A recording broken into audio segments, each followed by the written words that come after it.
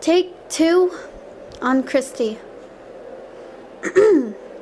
So, you're probably wondering, how did I get myself into this place? Well, there were some good parts. I managed to come out of my joking side. All of it. It was pretty good. But things got a little hectic when I entered freshman to sophomore. Oh man, I was trying my best to be a good person. I never knew this guy. Well, we're gonna call him R. And R is the most irritating person, the most provoking, purposely provoking person I have ever met in my entire life, and he is no longer part of my life. He would always walk around, and let me just point this out. I mean, despite him having a disability of autism, it was terrible. But I had to deal with it. As told by some people, you're supposed to accept people for who they are. Well, excuse me, these students here that you find them as angels or misunderstood souls are nothing more than a bunch of troublemakers, and they don't really care if you change them. It was the worst part of my life ever. I know I say that a few times, but it really was. I was trying to be acceptable to him. I did my best to be nice, but he found me cute. And man, did I regret it that. He even called me a know-it-all because I tried to say, people in Spanish can rap too, It can be for everyone. And he shakes his head and says, you're nothing more than just a know-it-all. I was like, really, R? Fine, be that way. I didn't care. I was mad, upset. But I'm getting ahead of my story. So anyway, Miss N became our freshman and sophomore teacher, but not anymore. Now you're probably wondering what was so bad about her. Well, I tried my best to be nice, but if I screwed up or something, she'll taunt me about it and laugh in my face. It was so upsetting. It was provoking. I can't believe she would go. She acted like she was all superior and laughing at my mistakes. What kind of woman was she? I had no idea. But I have to say, she's nothing more than just a stupid, insensitive, not so caring woman. And you want to know something? She didn't even know if the computers we had any volume. Now here's the thing. Some of these programs we did on the computer, they were fun at first, but also they were the same thing you did over and over and over again. It was so irritating. And Miss N made no exception. But she wasn't the one that brought me out of my uptightness, no. She acted all superior. She was so cold to her students.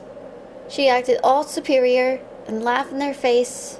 She even thought the whole stuff we watched for Bibles was entertaining.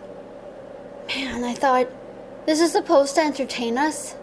I thought we were supposed to learn things from the Bible or something that relates to real life, not to laugh and poke at it. Whatever. Anyway, moving on. Now came to the most distressing part. Now let me just say, I am a Christian, I believe in God, and I am nothing against you people.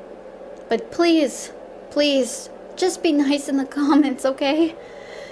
I try my best to curse. No, wait. I try my best not to curse. Sorry. I misspoken. My bad. But anyway, these teenagers would curse their heads off. They were mean to me. I was trying my best to be a good student, but that deteriorated because of their influence on me. Even my bad behavior didn't help. They always judged me for what I was, what I ate, what I did, what I was. I was taunted for anything I read while eating. It was just so bad that I didn't even sit with those kids anymore. It was really terrible.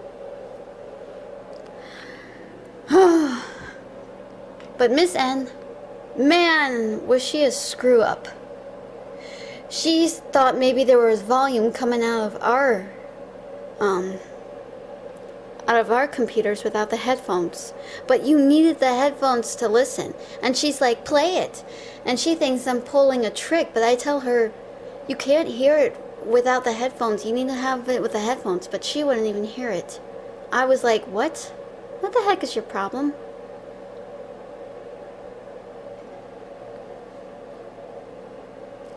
Yeah, but the worst part was, like I said, she was an extremist about the end times. She was saying that an apocalypse was coming around in this era. I looked at her as if she was crazy, but I actually found myself believing in that.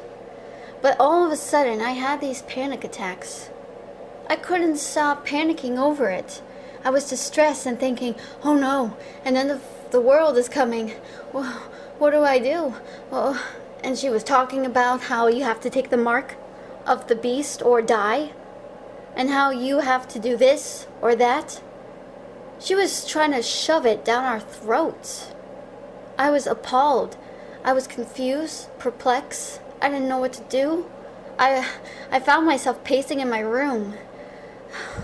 This whole end of the times thing was really getting on my nerves. She even thought Barack Obama, which I know you people, maybe some of you hate him. Well, to me, I'm in mixed terms with him. I have to respect him because he's my president. But there were some things that I kind of found a little controversial. But I didn't know who was telling the truth and who was lying. Everyone said how Barack Obama was nothing more than a Muslim. And that was Miss N's fault. Let me tell you that. It was her fault for mentioning this shit. She even made it sounded like all of the other Muslims were evil. But it was the radical ones that are evil. They were doing the killings for Allah, God. I was like, oh jeez, what is wrong with this woman?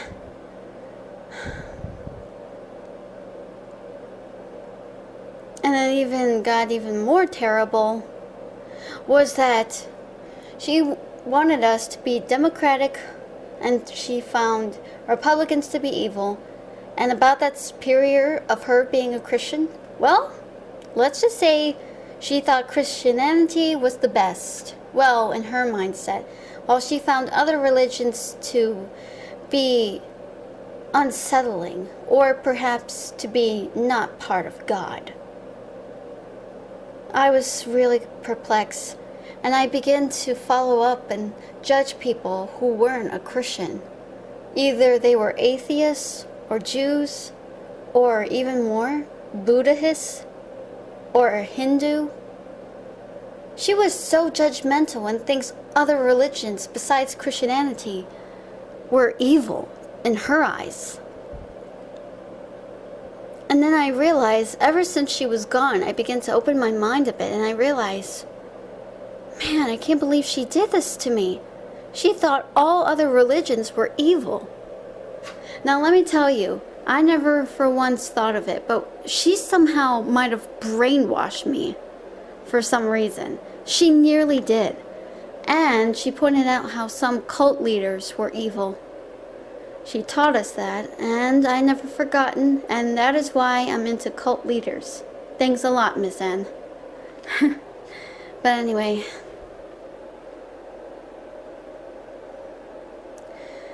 I thought this was so excruciating.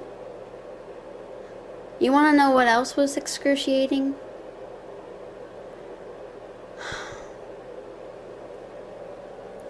Dealing with that one chapel day.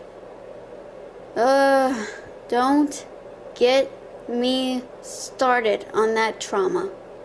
Remember when I told you about my hypersensitivity to loud sounds? It did not decrease, let me tell you. I thought I would get better, but I got worse. And then, all of a sudden, came that day. I forgot what date it was, but oh man, it was terrible. Awful. Awful, I tell you. We were supposed to meet this one black preacher. Sorry. Now listen, I have nothing against color. I have nothing against race. I have nothing against religion. But this guy, boy, his voice was so loud. He was so loud that you didn't need a microphone. And he was yelling biblical things and trying to make a joke out of it. And I could hear people either jeering, laughing. I couldn't tell. And I had my ears covered so much.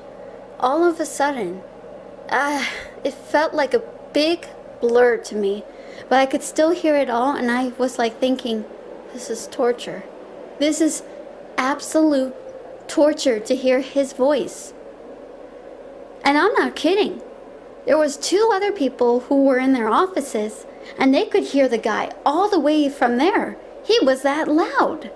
I'm like, this is not how a preacher should say. They shouldn't be this loud. It was just so terrible. And let me tell you guys again, I have nothing against race. Got it? I have nothing against him. It's just he was just so loud. Oh man, but I managed to get through it, and I wasn't allowed to go to chapel anymore because he was always going to be there on Fridays. It was the worst day of my life, and I actually went to a therapist and told her about Miss N and everything else. Thankfully, she got me through it. And she told me something interesting. When I told her about the whole end of the world thing, she told me something very interesting, and maybe this will apply to you guys. She told me, well, the Bible was created thousands of years ago, so everyone's got their different opinions, which is true. Which I totally agreed to that. I thought it was great. It was spectacular. And I got a little bit better, but I never went to Friday chapel again because of that guy. Heck, we never had chapel again after that incident with him. Anyway, we're going to continue where we left off. I promise. I hope you guys really enjoy this to hear my side of things, and I really hope you hear me out. Thank you very much. See you next time.